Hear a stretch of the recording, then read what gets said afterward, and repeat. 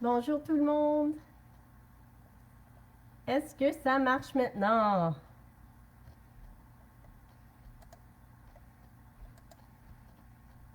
Je vais juste voir si ça marche. Je suis désolée.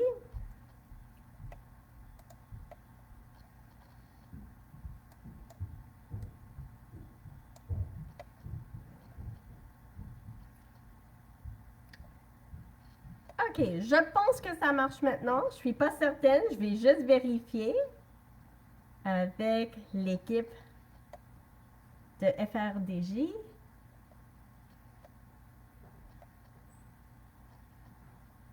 Est-ce que ça marche? Je suis désolée.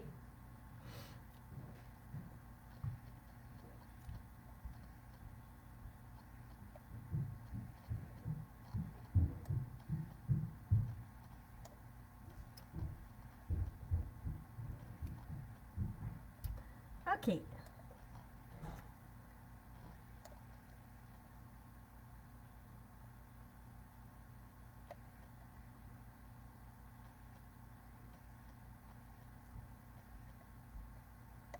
Voilà. Je pense que ça fonctionne maintenant, finalement. Je suis désolée. C'est bien passé l'autre vidéo qu'on a fait, mais mon ordinateur décide de nous donner des problèmes ce soir. Je suis désolée. Mais merci beaucoup pour votre patience.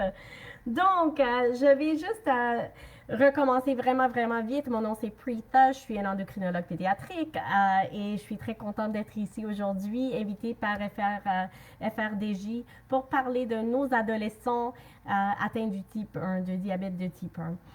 Donc, on était en train de parler un peu de si nos ados sont plus à risque à attraper le corona. Et super, Andréane, allô Millimol. Donc, ça a l'air mieux, donc c'est bien. Donc, est-ce que nos enfants sont plus à risque à attraper le virus? Non, probablement pas. Avec un diabète de type 1, il n'y a pas de raison pour penser qu'on est plus à risque à attraper le virus. Il n'y a pas de raison de penser que nos patients avec le diabète de type 1, nos enfants, seront plus à risque d'avoir des complications du corona tel quel. Donc, même s'ils ont une corona, il n'y a pas de raison de s'inquiéter qu'ils vont avoir un cas de corona plus sévère qu'un autre enfant de son âge. Donc, est-ce que ça fonctionne encore les vidéos? Je sais que les vidéos ne marchent pas, mais si l'audio, ça va bien, mais je vais continuer à parler. Donc, superbe. Est-ce que ça marche au point de vue de le audio?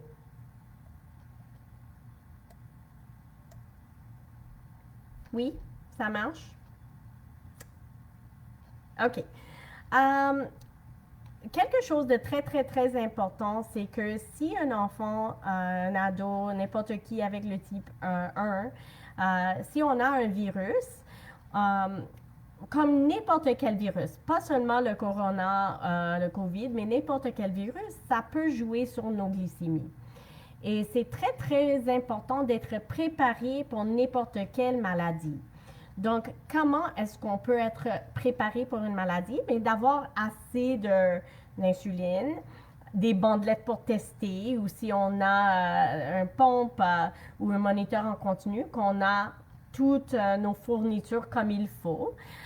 C'est très, très important qu'on teste bien la glycémie et souvent, parce qu'avec n'importe quel virus, on peut avoir des hauts et des bas. Et c'est très, très important de gérer ça. Et si on a des glycémies hautes durant un virus, on doit tester pour les cétones. Donc, c'est très important de faire certain que vous avez des bandelettes de cétones chez vous. Oups, ça ne marche pas encore.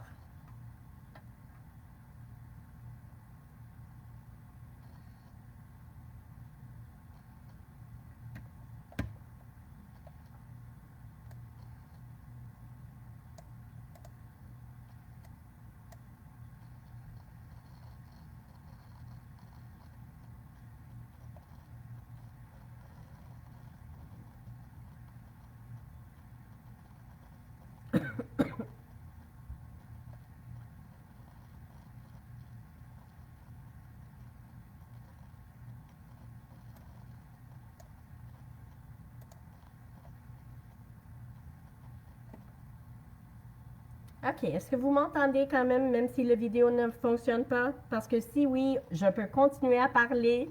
Et ça, c'est parfait. OK, donc c'est pas grave, je viens de savoir que vous pouvez m'entendre quand même. Donc, je vais continuer à parler un peu et je peux voir s'il y a des questions quand même. Donc, je suis désolée pour la vidéo. Et j'essaie de voir les questions aussi si vous avez des questions. Donc, on parlait du fait qu'on a n'importe quelle maladie, que c'est important quand même d'avoir toutes nos fournitures et de tester pour les cétones. Si vous avez des cétones, c'est très important de traiter les cétones et d'appeler votre infirmière ou médecin pour décider quelle dose d'insuline à donner. Et de se souvenir que même si on est malade et on ne mange pas, que notre corps a encore besoin d'insuline. Donc, de ne pas manquer des doses d'insuline. Et c'est vraiment important quand même de gérer bien le diabète, d'appeler votre équipe de santé. Donc, n'oublie pas d'avoir des bandelettes de cétone chez vous. Et l'autre chose très, très importante, c'est le glucagon. D'avoir du glucagon à la maison. Et ça, c'est pas seulement durant ce temps de cette pandémie, mais toujours d'être bien préparé pour gérer le diabète. Ça, c'est très important. Donc, à part de ça, d'autres choses, j'avais plusieurs questions d'avance. Donc, une des questions, c'est avec les adolescents. Maintenant, tout le monde est à la maison et c'est plus facile de voir qu'est-ce que votre adolescent, qu'est-ce qu'il ou elle fait. Est-ce qu'il teste, est-ce qu'il ne teste pas, est-ce qu'il fait des bolus, est-ce qu'il donne l'insuline et tout. Et c'est clair que quand on est chez nous, et on a nos yeux sur nos adolescents, des fois, ça crée des tensions et des problèmes. Donc, ça change la dynamique à la maison. Et c'est pas vraiment la même chose, mais je peux utiliser l'exemple que moi aussi, j'ai deux enfants. J'ai un garçon de 15 ans et une fille de 12 ans. Et quand je suis ici et je travaille de chez moi, par exemple, je vois ce qu'ils font quand ils écoutent la télé, quand ils sont online pour l'école, quand je joue des jeux vidéo. Donc, c'est beaucoup plus facile de faire des commentaires, de commencer des petits, comment est-ce qu'on dit, arguments, parce que je suis fâchée qu'il fait quelque chose. Et quand il y a aussi le management du diabète qui est comme impliqué, c'est plus facile comme parent d'être là et toujours critiquer nos enfants. Ah, oh, tu ne testes pas assez, j'ai vu que tu n'as pas fait ça comme il faut. Donc, n'oublie pas que oui, la situation à la maison a changé. Mais juste parce que vous êtes toutes ensemble toujours, c'est pas nécessairement une bonne chose d'être vraiment comme Big Brother, toujours là. Regardez votre adolescent, on doit aussi donner un peu d'indépendance. Comme quand il était à l'école, il gérait ça tout seul, par exemple. Donc, c'est pas nécessairement une bonne chose. Je sais que c'est très naturel comme parent d'avoir la tendance de vouloir comme checker tout et regarder tout. Mais c'est pas nécessairement la plus bonne chose pour la santé de la famille. Donc, c'est important quand même de laisser aussi comme donner un peu d'indépendance et un peu de l'air à votre enfant. Et je pense que pour la santé mentale, ça c'est quelque chose très, très, très important.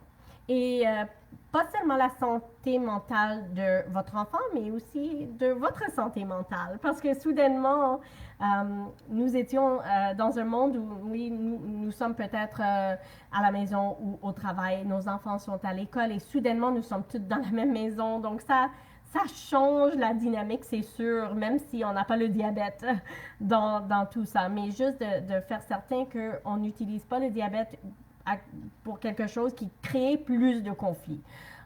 Important de aussi donner un peu d'espace.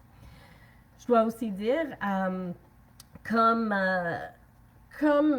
parent d'un adolescent, c'est aussi difficile parce que là, maintenant, les ados ont des horaires complètement différents. Ils se couchent beaucoup plus tard, ils se lèvent beaucoup plus tard et c'est pas nécessairement facile pour nous. Hein. Nous ne sommes pas habitués à cette routine. Est-ce que c'est bon pour laisser les ados avoir une nouvelle routine ou non? Donc, ça, c'est quelque chose de très, très, très personnel. Et c'est important aussi de savoir l'impact que ça peut avoir sur le diabète. Donc, par exemple, si on est sur une pompe à l'insuline et soudainement notre enfant il mange durant la nuit, bien, on doit regarder des ratios et des settings du pump qu'on d'habitude on ne regarde pas. Donc, des fois, ça peut avoir des implications sur le diabète si leurs horaires sont complètement différents. Donc, ça, c'est quelque chose de souvenir. Ah, je vais juste voir. J'essaie de voir à côté. Je vois plusieurs personnes à côté. Donc, s'il y a des questions, n'hésitez pas à poser des questions. Donc, je vois plusieurs personnes que je connais. Bonjour tout le monde. Euh, L'autre question, et ça, c'est aussi, est-ce que c'est correct de laisser nos enfants comme dormir plus tard et réveiller plus tard avec le diabète? Et ça dépend aussi de leur régime. Si on a un patient qui est sur des injections multiples ou sur une pompe, c'est plus facile d'avoir un décalage de l'heure. C'est pas si pire. Mais si vous avez un enfant, un ado qui est encore sur le NPH et là, il reçoit leur NPH plus tard, mais ça peut jouer sur leur diabète. Donc, peut-être parler avec votre équipe de santé pour avoir des suggestions de comment on peut gérer ça. Si votre enfant est encore sur le NPH et ne prend pas une injection à midi, bien peut-être c'est le moment parfait pour avoir un régime plus flexible avec des injections multiples. C'est le temps parfait d'introduire une injection à l'heure de dîner si votre ado ne le fait pas déjà. Ça va lui donner plus de flexibilité au point de vue de quelle heure à dormir et réveiller et tout. Superbe. Donc, quoi d'autre? Ce sont quoi les autres questions qui sont venues parce que j'ai beaucoup de questions de tous mes patients. Une grande question, qu'est-ce qu'on fait pour un travail d'été? Est-ce que c'est correct pour nos jeunes, nos ados de retourner au travail? Donc, comme n'importe qui n'a pas le diabète, je pense que les recommandations sont pareilles. Donc, d'utiliser des bonnes habitudes, de bien laver les mains, de porter des masques dans des endroits où c'est mieux de porter des masques. Si c'est un travail, par exemple, dans une épicerie, de porter des gants, de laver bien les mains. Donc, mais votre enfant avec le diabète, il n'y a pas de raison qu'il ne peut pas retourner au travail s'il veut travailler l'été. Mais aussi, ça dépend de leur niveau de confort. Donc, par exemple, j'ai des patients qui travaillent dans une épicerie. Ils ont décidé pour l'instant, qu'ils ne veulent pas. Ils trouvent ça l'a donné trop d'anxiété. Donc, on doit regarder le tout d'une personne. C'est important de rassurer nos jeunes que, écoute, ils ne vont pas plus facilement attraper le COVID. Il n'y a pas de raison de s'inquiéter si on a des bonnes habitudes d'être propre. Mais quand même, si ça pose trop d'anxiété, puis c'est pas un travail nécessaire non plus, pourquoi rajouter de stress ou de l'anxiété aussi? Donc, c'est vraiment une balance et regarder l'enfant. J'ai beaucoup de jeunes qui sont prêts à retourner à leurs activités.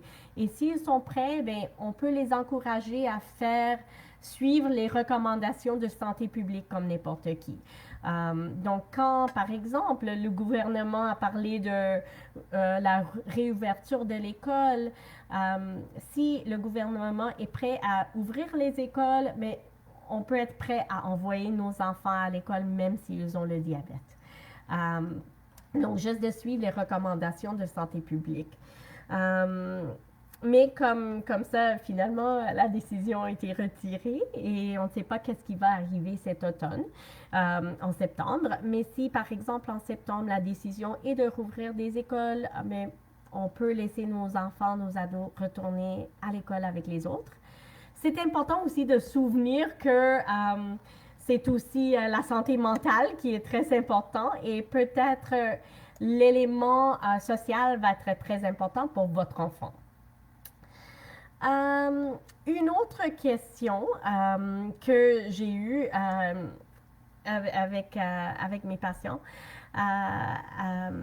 Il y a plusieurs questions autour de ce temps, mais est-ce qu'on peut laisser nos enfants voir d'autres enfants? Il y a une question qui sort, je vais répondre à ça après. Est-ce que je peux laisser mon ado avoir des autres ados, avoir des autres enfants à socialiser?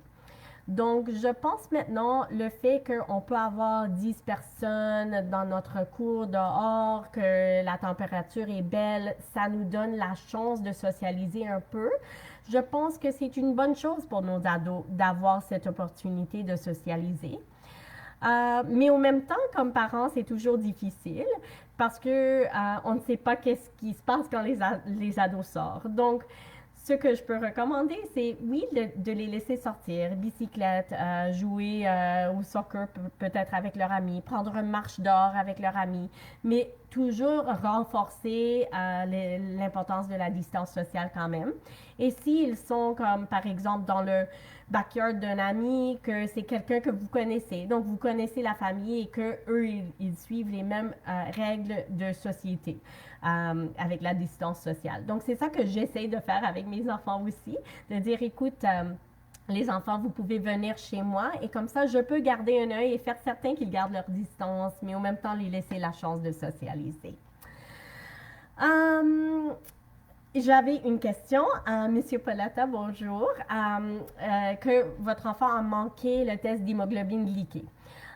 Donc, à tous les 3 mois, quand votre enfant vient à la clinique, on fait un test d'hémoglobine glyquée. Et c'est sûr qu'on ne fait pas des tests maintenant parce qu'on ne voit pas les personnes, nos patients face-to-face encore.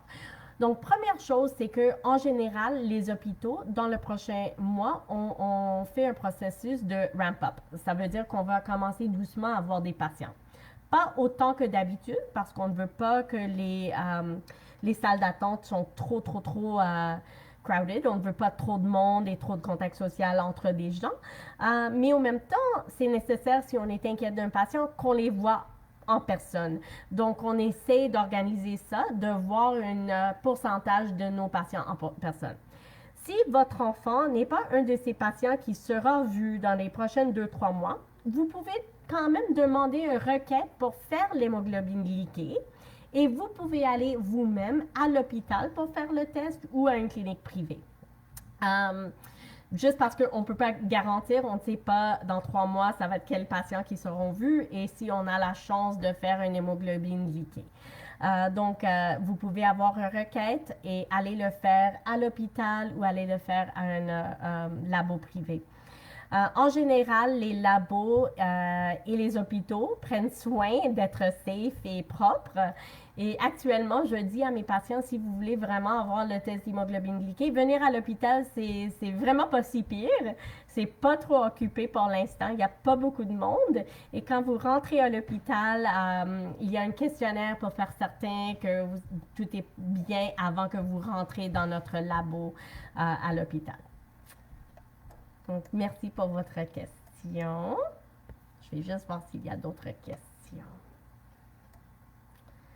Donc, une autre chose pour nos patients adolescents, et ça, je peux parler un peu comme personnellement, comme parent, quelque chose que je trouve très difficile, c'est que tous les parents font des choses différentes.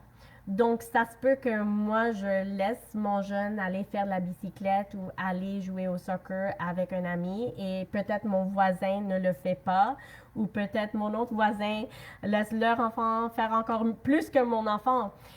C'est juste important de se rappeler que on n'est pas, c'est nouveau pour tout le monde. Et comme nous, comme parents, c'est difficile des fois de savoir qu'est-ce qu'on doit faire dans cette situation. Comme, c'est vraiment, c'est pas évident.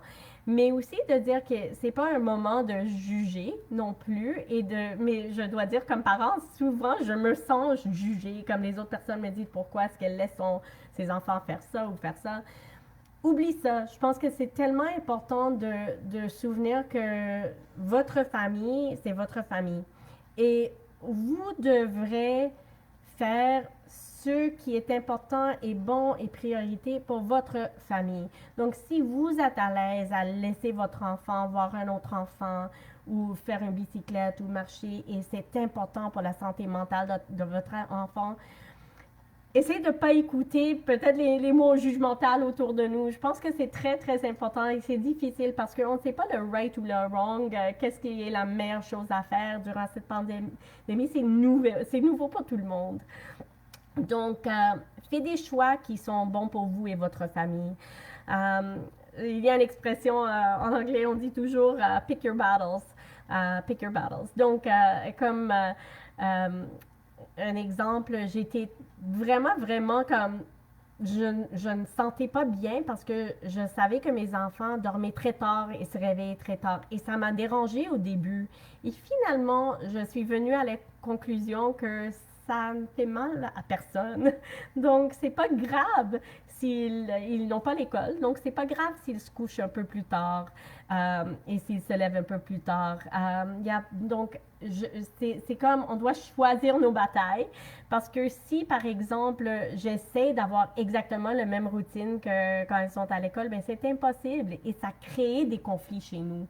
Et des fois, c'est juste aussi de pas trop demander de eux ni de nous. Donc, c'est très important. Une autre chose que je veux juste mentionner, c'est aussi c'est un moment difficile pour les ados. Donc, oui, plus de dépression, d'anxiété. On doit toujours penser à la santé mentale. Donc, si vous voyez des signes inquiétants, n'oubliez pas que vous avez une équipe de santé autour de vous. Notre équipe, c'est pas seulement les médecins. Il y a des infirmières, des nutritionnistes, des travailleurs sociaux qui peuvent nous aider durant ce temps. Et je pense que c'est vraiment important juste donner un appel à votre travailleur social. Il y a aussi des psychologues. Même si on ne peut pas voir des personnes peut-être en face, on fait beaucoup de consultations par Zoom maintenant, par Teams, par des autres plateformes, des réseaux. Donc, n'oubliez pas qu'il y a des opportunités d'avoir de l'aide si vous avez besoin. Je pense que c'est aussi important de se souvenir que des fois, on veut que notre enfant voit un spécialiste, un psychologue, un travailleur social. Et des fois, notre ado refuse. Il dit non, je ne veux pas. On ne peut pas les forcer, sauf en général, on ne peut pas les forcer. Mais aussi, juste fait souvenir que des fois, ça peut aider si c'est nous qui fait le rendez-vous avec le travailleur social. Parce que même si notre ado ne veut pas, des fois, le travailleur social ou le psychologue peut donner les parents les outils. Et ça nous aide à dealer avec les problèmes et tout. Donc, c'est pas seulement pour eux d'être vus ou d'avoir de l'aide, c'est correct aussi pour nous de demander de l'aide à comment gérer ce problème et ce problème. Donc, n'oublie pas ça et utilisez les ressources autour de nous. Tout le monde est là pour ça. Une autre grande question, c'est la transition. Donc, si... je vais revenir à ça. Il y a une question, donc je vais répondre à la question en premier. C'est Joanne. Est-ce qu'il y a des ados diabète de type 1 hospitalisés aux soins intensifs en raison de la COVID? À date, non, il n'y en a pas. Donc, je dois dire, il n'y a pas beaucoup de cas chez nous en général. Mais juste pour vous dire, je pense que bientôt, pour l'instant, on teste seulement les personnes symptomatiques. Puis chez nous, il n'y a personne avec le diabète et le COVID hospitalisé, même sur les étages, même sur les soins intensifs. Je pense qu'on va faire plus de dépistage à partir de maintenant. Tous les patients vont avoir des tests aussi juste pour voir si on peut voir combien de personnes asymptomatiques. Donc, on va avoir plus de tests, peut-être un peu plus de tests positifs, mais c'est pas nécessairement pire. Ça veut dire qu'on va juste tester plus, même aussi les jeunes asymptomatiques. Donc, les chiffres vont changer, c'est sûr, mais c'est pas nécessairement pour dire qu'il y a plus de COVID, qu'il y a plus d'enfants malades. Ça veut dire qu'on teste un peu plus. Donc, ça, je pense qu'on commence à faire plus de tests dans les prochaines quelques semaines, au point de vue de tester même les patients sans symptômes qui sont hospitalisés. Donc, j'étais en train, j'ai complètement oublié où j'étais. J'étais en train de parler de quelque chose d'autre. La transition, c'est ça. La transition à l'hôpital adulte. Donc, si votre enfant a eu déjà le transfert, mais n'a pas encore été vu à l'hôpital adulte, mais en premier, ça se peut qu'il y aura un délai parce que à cause de la pandémie et tous les cliniques sont sur un slowdown. Si votre enfant, votre ado, n'a pas encore eu le rendez-vous en adulte, ce n'est pas grave. L'équipe pédiatrique est encore responsable pour le soin de votre enfant. OK? Donc, si par exemple, votre enfant attend un rendez-vous en adulte, mais vous avez une question, votre enfant a des cétones, vous avez un ajustement à faire, appelez votre équipe pédiatrique. Ils sont encore responsables pour le soin de vos enfants jusqu'au moment que le transfert soit fait. Si vous êtes offert un rendez-vous en transfert, soit par téléphone ou en personne, prenez-le. C'est toujours difficile de faire un transfert, d'avoir un nouveau médecin, surtout si vous avez un médecin avec qui vous avez un super bon lien, puis ça fait des années. Et soudainement, de changer de médecin, c'est déjà difficile. Quand le premier rendez-vous est par téléphone, c'est encore plus difficile parce qu'on ne met pas un visage à notre médecin. Donc, supportez votre enfant. Juste fait souvenir que dans le système adulte, vous êtes responsable pour faire le suivi. Donc, c'est pas toujours évident pour un jeune de 18 ans de dire, OK, je dois faire le rendez-vous de suivi, ou si le rendez-vous est annulé, je dois le refaire. Donc, toutes ces choses, on doit toujours donner un peu de... On doit avoir un peu de sensibilité parce que les enfants, c'est pas comme à 18 ans, soudainement, ils sont des adultes. Dans leur cerveau mature encore, donc il y a des oublis, des choses comme ça. Donc, supportez-les. Encouragez-les à faire les rendez-vous, à faire les suivis. Mais aussi, gardez un œil, gardez ça dans le calendrier pour donner des rappels à eux. Des rappels, c'est le moment que vous devrez appeler pour faire le rendez-vous, c'est important. Donc, la transition, c'est pas pareil. À l'hôpital pédiatrique, on est là, puis on vous appelle plusieurs fois, mais là, c'est un peu différent. Donc, aidez-les dans le processus. Aidez-les à aider vos enfants à faire cette transition, être là, mais peut-être les laisser aller au rendez-vous tout seul, mais faites certain que le suivi est fait. Donc, c'est juste des choses pour faire une transition un peu plus graduelle. C'est très important. Parce que là, surtout maintenant, juste, on ne veut pas que des patients ou des rendez-vous, ben, ça peut, comme on dit en anglais, slip through the cracks. Donc, si vous voyez que, j'ai pas eu de rendez-vous, qu'est-ce qui se passe? Soyez proactive. Appelez votre hôpital. Je vais dire à l'hôpital de Montréal, pour enfants, par exemple, on fait un stop sur les transferts pour l'instant. On dit qu'on peut garder nos patients, même qui ont eu 18 ans, un peu plus longues à cause de la transition.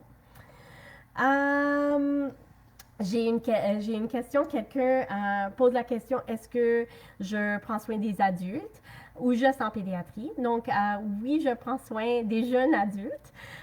Donc, à l'hôpital, on peut juste suivre jusqu'à 18 ans, mais entre 18 ans et 25 ans, moi, j'ai encore des patients que je suis pour le diabète à des cliniques externes.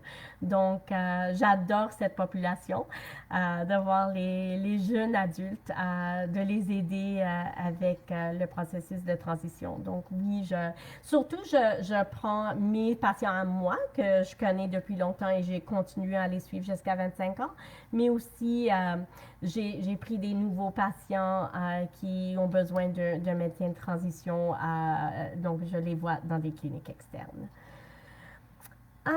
On est déjà rendu à 8h20. Je sais qu'il y avait des petits problèmes au début. Je ne sais pas si vous avez d'autres questions parce que je suis très très contente de répondre à d'autres questions si vous avez.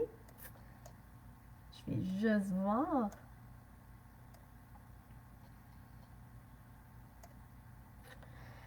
Euh, donc je pense que il n'y a pas d'autres questions. Mais une chose, quelqu'un m'a donné ses conseils comme parent d'un adolescent. Euh, et je pense que je pense que je dois écouter ça un peu mieux. Et ça, c'est que je dois prendre le temps aussi de parler avec mes ados de leurs forces, de leurs qualités. Je pense que on a la tendance de critiquer souvent. Et je fais ça très très souvent. Oh, tu n'as pas bien, tu n'as pas fait ton lit, tu n'as pas complété tes devoirs, tu fais rien dans la maison. Mais des fois, peut-être prendre un moment de dire que on les aime, qu'on aime leur qualité, qu'on est fier d'eux. Et je pense qu'on doit faire ça peut-être un peu plus souvent pour nos adolescents parce que c'est très facile à critiquer et c'est encore plus important de aussi les dire qu'on les aime et qu'on est fiers. Donc, merci beaucoup à FRDG pour m'avoir donné l'opportunité. Encore désolée pour le début quand j'avais des petits problèmes audiovisuels, mais je suis vraiment contente d'avoir la chance d'être ici avec vous.